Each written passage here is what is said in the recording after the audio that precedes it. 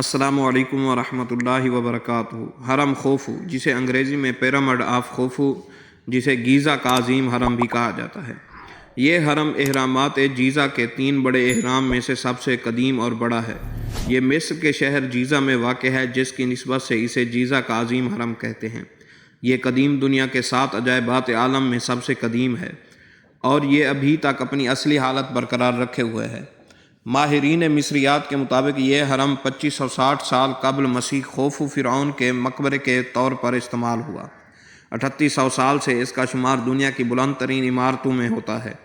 اس کی بلندی 146.5 میٹر یعنی کہ 481 فٹ ہے اور 3800 سال سے اسے عظیم حرم کا شمار انسانی ہاتھ کی بنائی ہوئی سب سے اونچی تعمیر میں ہوتا ہے۔ یہ حرم سنگ مرمر سے بنے پتھریلے غلاف سے ڈھکا ہوا ہے، جس کی وجہ سے اس کی بیرونی سطح ہموار تھی، لیکن وقت کے ساتھ اس کی بیرونی سطح پر یہ پتھریلا غلاف کھرچ گیا۔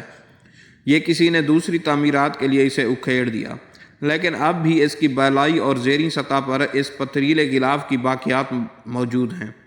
اس کی تعمیر کے بارے میں مختلف مفروضات ہیں۔ کچھ لوگوں کا خیال ہے کہ اس کی تعمیر بڑے بڑے پتھروں کو کان سے کاٹ کر اور تراش کر اور مختلف مقامات سے اسے کھینچ کر کی گئی۔ اس کے اندر 3 خانے بنے ہوئے ہیں۔ سب سے نچلا خانہ اس کی بنیادی پتھر کو تراش کر بنایا گیا ہے، جو نامکمل ہے۔ ملکہ کا خانہ اور بادشاہ کا خانہ بالائی سطح پر ہے۔ اہرامات جیزا کا اہم حصہ عمارات کا وہ سلسلہ ہے جس میں 2 معبد مردہ ہیں جو خوفو بادشاہ کے اعزاز میں بنائے گئے۔ ان میں سے حرم کے نزدیک اور دوسرا دریائے نیل کے نزدیک ہے۔ ان دونوں معبدوں کے درمیان ایک ابھری ہوئی رصیف ہے۔ خوفو بادشاہ کی 3 بیویوں کے حرم ان دونوں معبد مردہ کے درمیان ہیں۔ یہ یقین کیا جاتا ہے کہ یہ حرم 4تھے مصری شاہی سلسلہ کے بادشاہ خوفو، جسے چیوپس بھی کہا جاتا ہے، کے مقبرے کے طور پر بنایا گیا ہے اور یہ 20 سال کے عرصے میں تعمیر کیا گیا۔ کچھ لوگوں کے خیال میں خوفو بادشاہ کے وزیر ہمیونگ اس کا معمار تھا۔ ابتدا میں اس کی بلندی 280 ذراع یا 146.5 میٹر تھی، لیکن شکست و ریخت سے اس کی موجودہ اونچائی 138 میٹر رہ گئی ہے۔ اس کے چاروں قائدوں میں ہر قاعدہ 440 ذراع یا 230 میٹر کا ہے۔ اس کا وزن کا اندازہ 5.9 ملین ٹن لگایا گیا ہے۔ اس کا حجم 2.5 لاکھ کیوبک میٹر ہے۔ ان اندازوں کی بنیاد پر 20 سالہ دور تعمیر میں ہر دن تقریباً 800 ٹن پتھر لگایا جاتا تھا۔ اس کی تعمیر میں استعمال ہونے والا پتھر تقریباً 2.3 ملین بلاکوں پر مشتمل ہے۔ اس اندازے کی بنیاد پر 20 سال کے عرصے تعمیر میں دن اور رات کے ہر گھنٹے میں تقریباً 12 بلاک لگائے جاتے تھے۔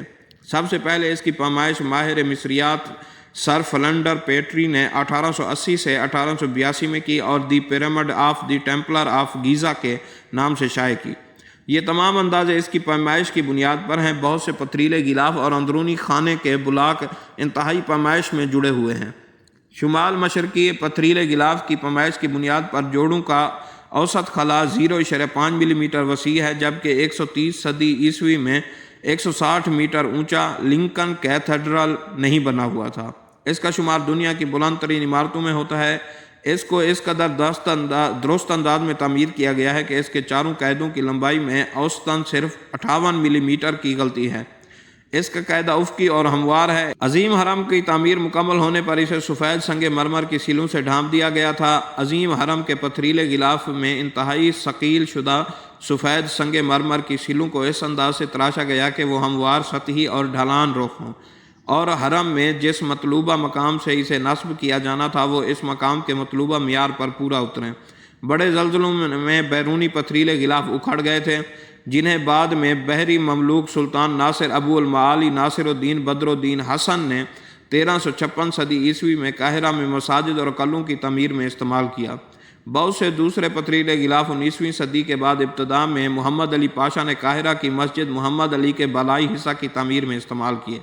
بعد میں کھوجیوں نے حرم کی بنیاد میں پتھریلے غلاف کے مسلسل گرنے کے عمل کے نتیجہ میں پتھریلے غلاف کے ملبے کے ڈھیر کو دریافت کیا، جو بعد میں کھدائی کے دوران صاف کر دیا گیا تھا۔ آج بھی حرم کی بنیاد میں کچھ پتھریلے غلافی پتھر دیکھے جا سکتے ہیں جو بالکل اسی حالت میں ہیں جیسے صدیوں پہلے تھے۔